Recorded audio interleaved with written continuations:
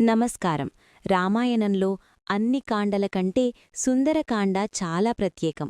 హనుమంతుడి విజయాన్ని తెలిపే ఈ కాండను పారాయణం చేస్తే ఇంట్లోని కష్టాలు, గ్రహదోషాలు తొలగిపోతాయి.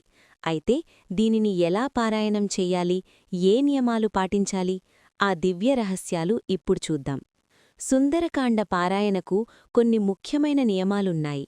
సమయం: ఉదయం బ్రహ్మముహూర్తంలో లేదా సాయంత్రం 6 గంటల తర్వాత పారాయణం చేయడం అత్యంత శుభప్రదం.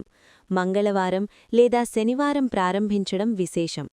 ప్రారంభం: ముందుగా గణపతిని, తరువాత మీ ఇష్టదైవాన్ని ప్రార్థించాలి. ముఖ్యంగా శ్రీరాముడిని స్మరించకుండా హనుమంతుడి పూజ పూర్తి కాదు. దీపం: ఆవు నెయ్యి లేదా నువ్వుల నూనెతో దీపం వెలిగించి స్వామికి అరటిపండు లేదా శనగలను నైవేద్యంగా సమర్పించాలి. ఆసనం: కింద కూర్చోవడానికి ఉన్ని లేదా గడ్డితో చేసిన ఆసనాన్ని వాడండి. చాలామంది తెలియక చేసే పొరపాట్లు ఇవే. మధ్యలో లేవకూడదు. పారాయణం మొదలుపెట్టిన తర్వాత మధ్యలో ఎవరితోనూ మాట్లాడకూడదు లేదా లేవకూడదు. మద్యమాంసాలకు దూరం.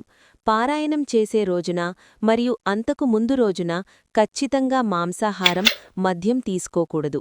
వేగం వద్దు. మంత్రాలను లేదా శ్లోకాలను అర్థం చేసుకుంటూ చదవాలి. ఏదో చదివేశాం అని వేగంగా పూర్తి చేయకూడదు. ఏకాగ్రత: ఫోన్ లేదా ఇతర ఆలోచనల వైపు మనసు మళ్లకుండా చూసుకోవాలి.